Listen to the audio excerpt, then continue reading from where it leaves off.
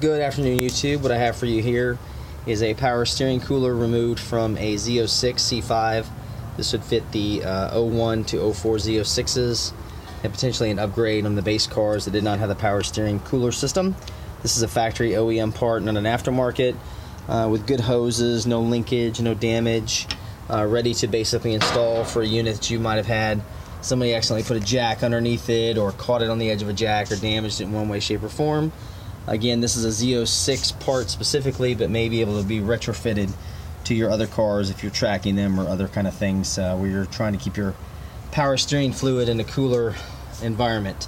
If you have any questions, you can call me or 832-654-7367. I've been dealing in nothing but Corvette parts for almost 19 years, and I have more Corvette parts available specifically for C3, C4, C5s, all the way back even to the early 60s models. Thanks for watching.